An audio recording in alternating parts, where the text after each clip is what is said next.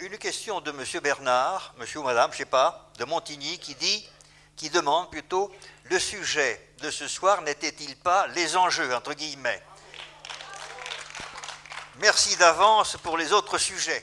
Alors, moi, c'est vrai, mais ce n'est pas moi qui pose la question. Alors, je reviens à la salle. Qui veut intervenir? Philippe Samar, je suis président du comité de sauvegarde de la Haute-Vallée de Chevreuse, qui s'est créé il y a une quarantaine d'années pour qu'il y ait encore un certain nombre d'espaces verts à bétonner aujourd'hui dans la vallée de Chevreuse. Ceci dit, je suis effaré par l'étude du service des ponts et chaussées dans la mesure où elle me paraît strictement tournée vers le passé et non pas vers le futur. C'est-à-dire qu'elle est tournée sur la conception d'un pétrole abondant et bon marché. Or, le XXIe siècle sera au contraire l'ère d'un pétrole rare et très cher. Et par conséquent, c'est toute une politique nouvelle qui va s'engager dans les prochaines années en France et en Europe. Et je ne vois pas comment ce projet d'une autoroute supplémentaire concorde à cette vue des choses. Comment a-t-on calculé l'augmentation de la circulation? Je crois qu'en réalité, nous allons avoir non pas une augmentation, mais une régression des circulations, surtout dans la région parisienne. Parce qu'il va falloir que nous le voulions ou non, quand le pétrole va augmenter sans cesse plus, quand il sera sans doute épuisé selon les calculs des géologistes, au bout d'une quarantaine d'années, au plus tard dans une cinquantaine d'années, il faudra bien qu'on développe le rail, qu'on développe d'autres moyens de transport, et par conséquent, je ne vois pas comment il y aurait une augmentation aussi importante de la circulation que celle qui est prévue. Et en plus de ça, j'ajoute que les calculs qui nous sont présentés sont faux. Dans la mesure, ils sont faux parce que techniquement, on nous présente un coût sur le vallon du Pommeraye qui, à mon avis, est sous-estimé. Parce que des études qui avaient été faites ont montré que le sous-sol est très spongieux, qu'il faudra enfoncer des pieux très profonds, que ça coûtera très cher. Bon, à supposer qu'on le fasse, et puis il n'est pas prêt d'être fait parce qu'il faut un déclassement par le Conseil d'État, et le Conseil d'État n'est certainement pas prêt de le donner. Mais en plus de ça, s'il vous plaît. Et ça va ajouter encore au coût.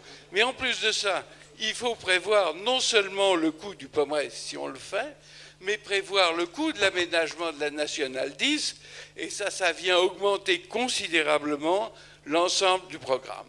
Dernier point sur lequel je voudrais insister, c'est qu'on ne rend pas service aux gens en leur faisant croire que c'est la création d'une autoroute supplémentaire qui peut régler les problèmes de sécurité. J'ai lu dans ce rapport, par ailleurs très bien documenté, qu'il y avait seulement un radar sur la Nationale 10. Eh bien, je propose de le multiplier par 10, ça coûtera moins cher que de faire une autoroute. Bien.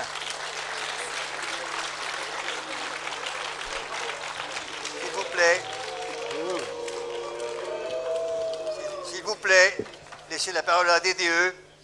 Non, je vais revenir simplement rapidement sur quelques éléments. Je rappellerai que tout à l'heure, en matière de sécurité routière, on montrait, combien, les piétons faisaient partie des victimes des accidents et de la non-sécurité de la RN10. Je ne suis pas sûr qu'on ait encore inventé le radar à piétons, mais je pense que ça montre les difficultés aujourd'hui d'intégration d'une quasi-autoroute urbaine en milieu urbain, telle qu'elle est aujourd'hui, telle que circule aujourd'hui et fonctionne aujourd'hui la Nationale 10. Je le répète, je pense qu'il y a une confusion. Je partage personnellement le sentiment que le pétrole va devenir une denrée rare, c'est le moins qu'on puisse dire, rare et cher. Je persiste à penser que les voitures pourront continuer à rouler avec d'autres modes de carburant, qu'on pense ou qu'on ne le veuille ou qu'on ne le veuille pas. On parle de biocarburant aujourd'hui. Je pense que ce qu'on ne sait pas faire en matière de piles électriques aujourd'hui, on saura le faire demain.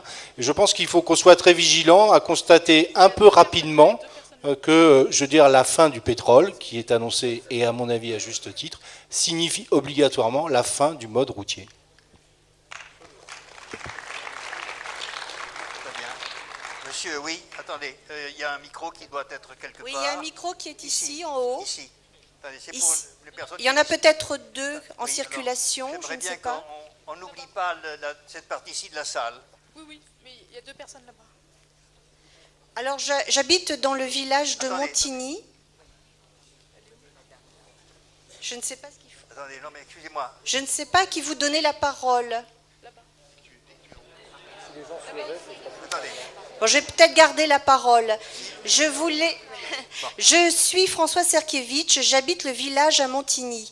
D'abord, je voudrais vous dire que je suis très déçue ce soir qu'il n'y ait comme interlocuteur que des gens qui présentent les 4 tracés du prolongement de l'autoroute comme une fatalité inéluctable et qu'on soit obligé d'en passer par là. Je regrette qu'on ne nous présente pas des simulations au niveau du ferroutage, qu'on ne nous présente pas non plus ce qui aurait pu être prévu par le département en termes de transport en commun. Ce soir, on ne parle que des tracés de la 12 comme si on devait absolument en passer par là. J'ai bien compris qu'il s'agissait d'un enjeu financier important pour la Chambre de commerce qui tenterait, ah ben oui, à nous faire comprendre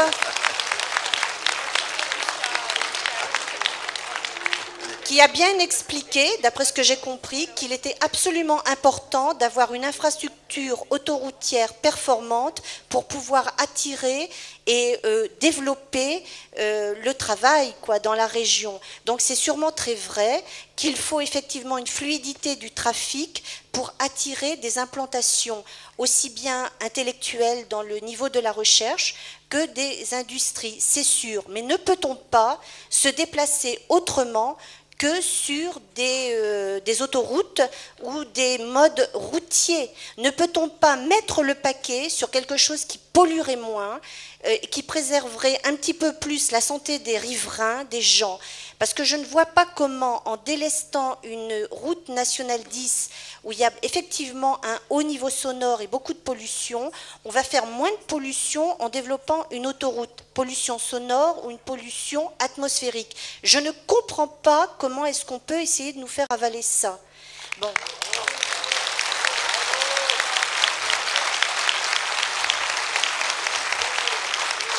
Je ne m'y entends pas. S'il vous plaît, madame, s'il vous plaît, oui. Oui. On a compris ce que vous vouliez dire, je crois. Laissez un peu de place pour ceux qui veulent intervenir. Votre question est intéressante, à coup sûr.